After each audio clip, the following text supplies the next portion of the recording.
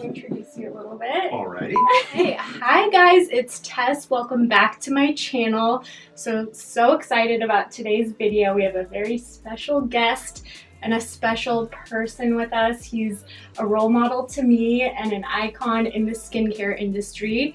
He's developed multiple spas. He's created and manufactured his own special extractor tool. He has all this experience and trainings behind it, which I've been lucky enough to attend. He has his own product line. He's an author. He's the man. So we're so excited. This is Douglas Preston. Hello. Nice to be here. Yeah. And I have a few questions for you I think will help a lot of people watching. Right. We'd love to just hear a little bit about how you got here. How did you go from an esthetician, which you are first and foremost, to doing all these things? Well, it's a little bit of an odd route. Originally, I had planned to be a family psychotherapist and researcher. Yeah. And when I graduated from University of California, I was starting my internship for licensing for clinical psychology. And then after, I don't know, about 6 months, I thought, oh gosh, I can't be in this. Yeah. You know, it was just an unhappy environment for me, and I felt too sensitive for it. But I'm a creative person, and I'd always made a promise to myself when I was younger that I would have, if I had a career, it was going to be mine, and it was going to be exactly what I wanted, exactly where I wanted, how it would look, how it would be like every day to be in, kind of money I would make. I mean, I had this idea, but also a career that emphasized my personality, if you will. And I'm an aesthete. You know, I'm a person who likes beauty, right, and likes design and organization and that sort of thing. And so that wasn't going to make me an engineer here in Silicon Valley, plus I didn't have the aptitude anyway. So you got to work on your own. I'm also fiercely independent, so I knew that I would have to work for myself because nobody would hire me more than about 6 months and I get fired. So when you know all of these things, you kind of pretty much you can start to design what it is you were looking for. I originally just wanted to be a hairdresser, of all things. And when I went into beauty college to do that, I was miserable at it. Yeah. I literally couldn't do it. I mean, little basic things, but I just couldn't figure it out, right? Yeah. Weight line, color, it's like, Gosh. and so, but part of the program was aesthetics. And it was, very basic, right? I did a couple of primitive facials, right? And some nails, and, they just get you through it. Yeah. However, I remember that I did a facial on a woman at the beauty school, and she said, you have something special. Because I've been coming to the school for a long time. You have something. And I thought, what, right? I've got three jars of grease, right? Pink, white, green grease, right? And, tissues that we turned into triangles, and we put this grease on. But what? Who on earth what is this? Who would even pay for it, right? Yeah. But I never forgot it. Yeah. And so when I so desperately wanted to work in the beauty business that when I realized I was never going to be a hairdresser, I went into the aesthetics program. And at that time, it was called cosmetician. So this goes back some years. And in doing so, the instructors at my school said, are you crazy? Do you know anybody who makes any money in skincare? And I didn't, right? I said, no, I knew everybody in hair. But my reasoning was that as if an industry exists at all, somebody must have figured out how to make some money in it, right? Yeah. Or be gone. Yeah. And so I thought, look, I can't even think about this. I've just got to continue my path. Yeah. So I went into the aesthetics program, loved it. Turned out I had a little talent in makeup that I didn't know I had. And began my career as a freelance makeup designer originally. And then from that, I was working for different color houses, Shiseido, Dior, Chanel, and all of that, at department stores, primarily as a guest artist. But most people were asking me about their skin. And I didn't know anything about skin. All I knew was makeup. Yeah. So I decided that would be a good focus. Switched to skincare as my primary focus. Plus, in makeup, it's real hit or miss. It's hard to get a good career going in makeup. It's by assignment and so forth. And so I wound up in a tiny little salon out in the Santa Cruz area, starved there for about a year. Then went to San Francisco and applied for the top skincare salon in San Francisco, really on the West Coast, and they hired me, and that's a whole different You told story. me that story. Yeah. We'll go there, and then wound up taking over a tiny little skincare business in Saratoga, California, not far from here. Yeah. And over the years, turned it into a multi-million-dollar business. And it's just been that trajectory ever since. Yeah. So that led to education, business consulting, authoring, and all the rest. That's incredible. And so you had this vision for exactly what you wanted to do. And a lot of people have these visions and they have these dreams, but they don't necessarily manifest it like you did. So I think that makes you very amazing. How did you push past any self-doubt and take these leaps in business or even creating your own products? Like, how did you know it was possible and manifest that for yourself? Well, I didn't.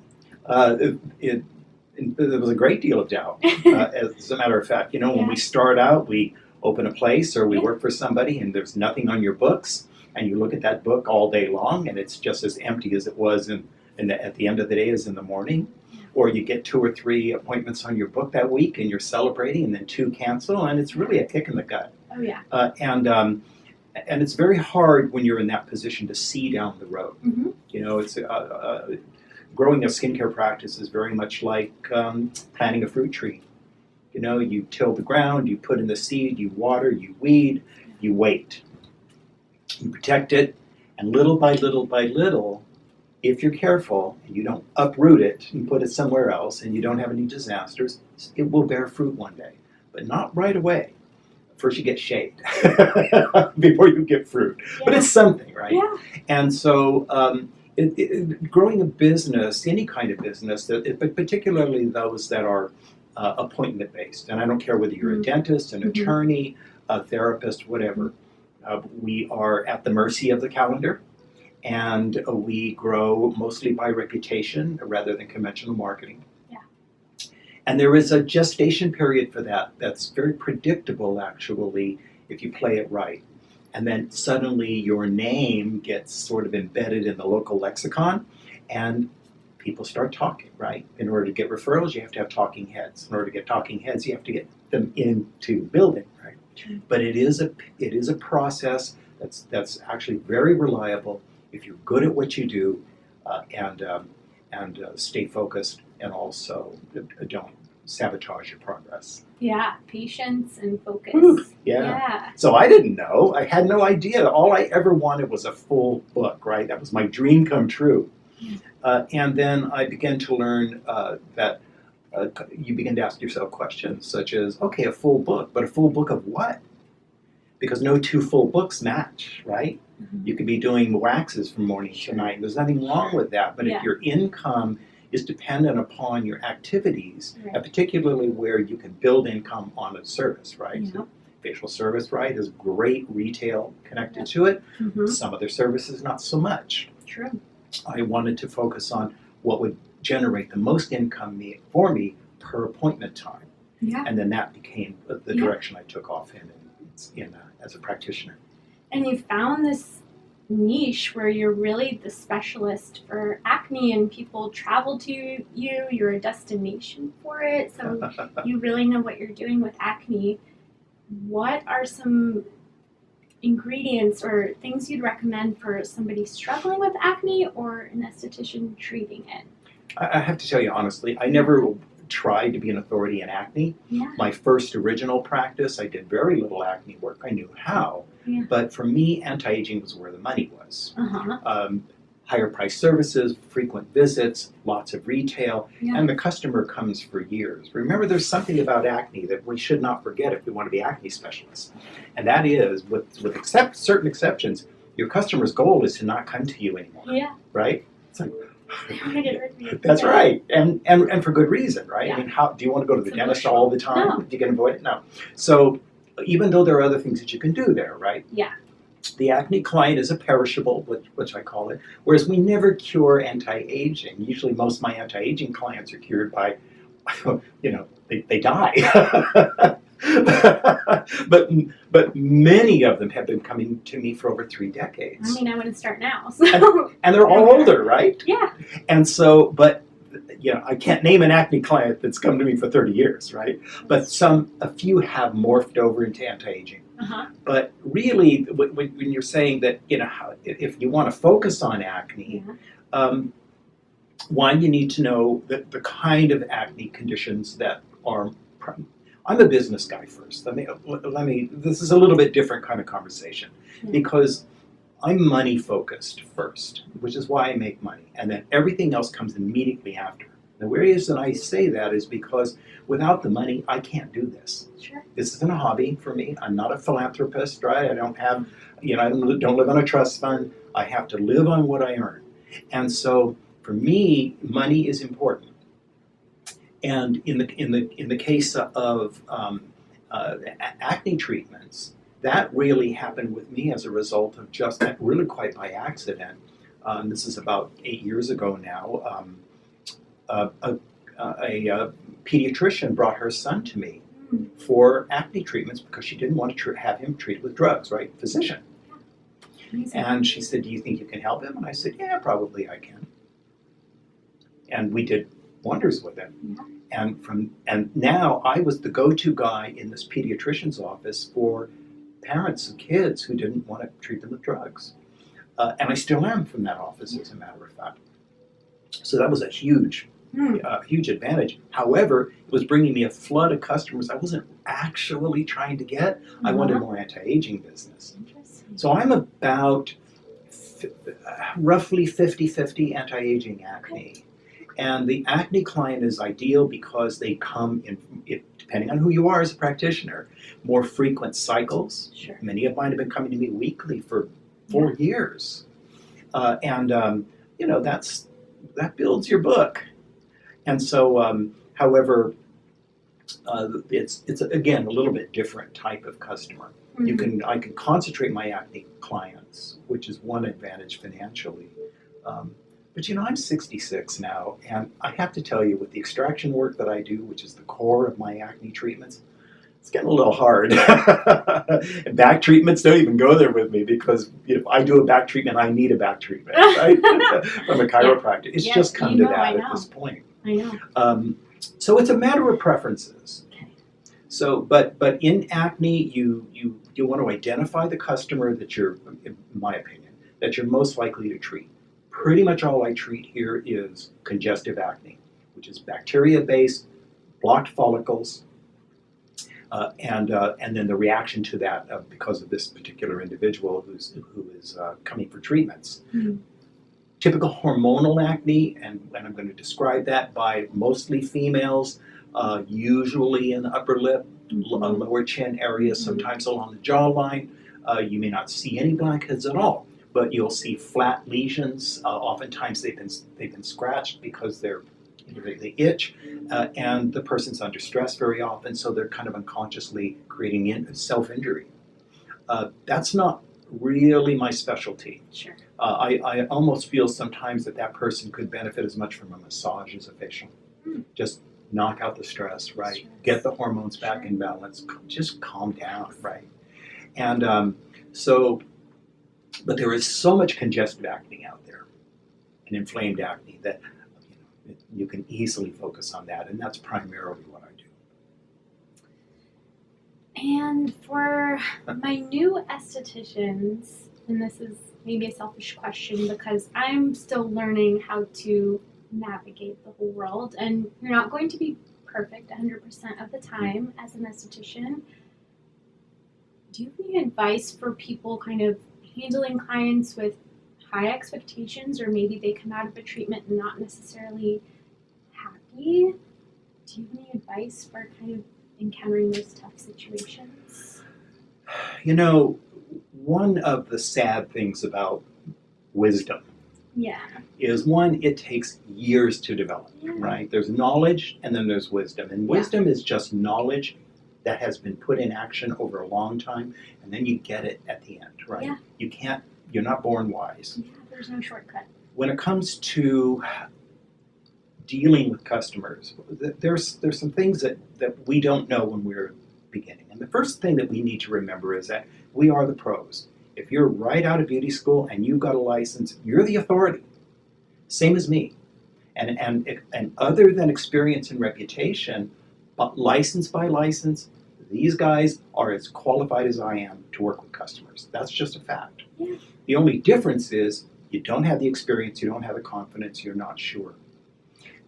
My feeling is that what we need to do to be most impressive to customers, first of all, is questions. And the more questions you ask, the more that client feels confident in you.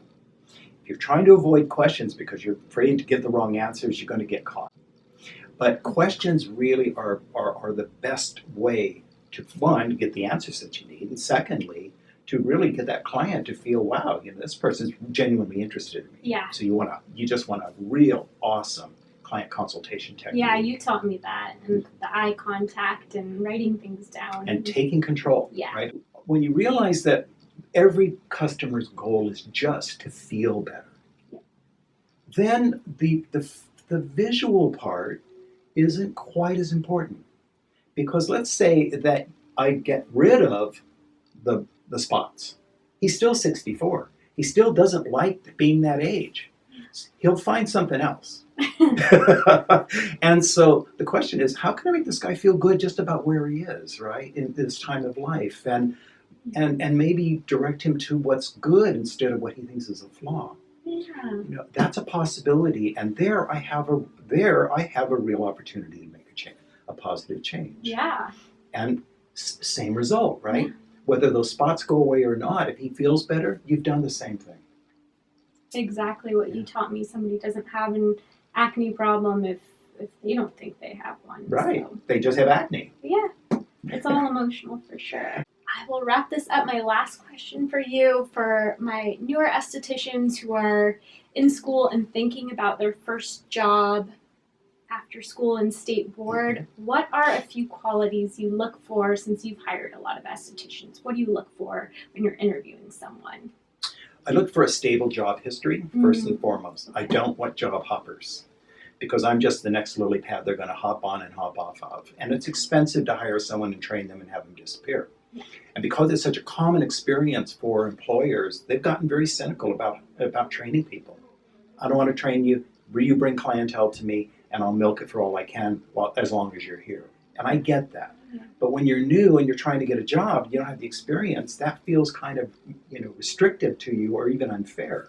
But you got to be on their side of the fence too, right? They've been led to this place. I hired on the basis of stable job history, volunteerism. If you volunteer, that's a really good thing to put on your resume, even if you don't have a strong background, because that means you're self-sacrificing. You're willing to do something for the greater good without being rewarded necessarily directly. That's a nice thing. Retail, very important. If you've got any retail experience, and emphasize to your hiring manager that you really like retail sales. Don't worry if you're going to have to learn that a little bit later. Every employer is interested in you not being the next headache that they're going to deal with. And there's some really great questions that when you're applying for a job, show interest in your employer, not just in yourself. So you want to ask them questions such as, tell me your biggest challenges being a manager of a spa. Yeah. In other words, get into their drama, right? Find out what it is that they need and what they're hoping not to get. And you can manipulate that a little bit by saying, gosh, that must be really tough. Well, I don't intend to be your next problem. I hope to be part of your solution. Psychology background comes Absolutely. in. And that person's going to go, whoa, wait a minute. And this is how you can take a lack of experience and turn it into an advantage over an experienced person by saying, I may not have the customers and I may not have the background, but I have the aptitude and the attitude that you want. And the rest is just time. Yeah. So I always got jobs that way. I just found out what's the biggest problem for this person who's going to interview me and talk about it. Smart. And convince them I'm not going to be the next one, right? Yeah. They always get the job. Exactly. Tell them how you will help them. Yeah, so you want to be able to do that. Also start off with reasonable expectations. You're probably, when you're working for someone else, you're never going to make a great deal of money. That's just a fact. So you accept that. So you maybe want to cut your teeth on a job that someone else has, and that's ideal. But private practice is really where you're going to make the most money as a practitioner, and then of course you can go on to do even other things. But you don't want to come to a new job and then suddenly realize it's not what you want. So really take the time to investigate a place that you're going to work. Find out what kind of customers there are. How busy is it? You know, maybe what people are earning in advance, and see if that's enough for you. And be prepared for the slowness, because it is agonizing. You know, if you're gonna cocktail and you're going to drive Uber and you're going to do these other side jobs while you're growing. So we all did. Most of us did. I certainly did. And that's what it takes. So you want to have a realistic understanding of how long it's going to take to build your practice. And if you're good and you stay put, don't move around and learn, little by little it'll happen for you. I love that. Well, perfect. Thank you so much. Oh, pleasure. I'm so grateful for your time and for you sharing everything that you did. It was really valuable. So well, I hope it's useful to your audience. I think it will be. You guys, please like this video if you liked it. This is different from other videos I've done, so let me know if you like this style of video where I'm interviewing an expert. Can I plug my my Facebook I was just site? about to ask. I have a free Facebook site for professional estheticians. It's called Preston Aesthetics with an E and Consulting. And if you go onto Facebook, look up Preston Aesthetics and Consulting and ask to join. It is a private group, so I'll let you in if you're not a salesperson, and you'll get some great information there about developing your practice, customer insight. My gosh, just about everything you could ask for. I want to join. Come on. Okay. Yeah. And what's your website? Where can people find your products, your book? My website for Preston Skin Center is just that, PrestonSkinCenter.com. So go there, check out what I'm doing, copy what you like. It's okay, I'm free. And I also have a mentorship site. It's a subscription-based business and career mentorship called The Inspired Esthetician. And we do a lot of our work on Facebook, but it's a fantastic and extremely economical way to get great career advice and business advice on the cheap. And I do it really mostly because it just makes me feel good. But it's been a nice side career, and it's something that'll keep me going, you know, once I finally retire from hands-on when that day comes. So theinspiredesthetician.com. And then you can write me directly if you'd like from any of those sites. Just send me a message, and if you have questions, I'll be happy to answer them for you. Beautiful. Well, thank you guys so much for watching. Bye for now. I will see you in the next video. Okay, bye.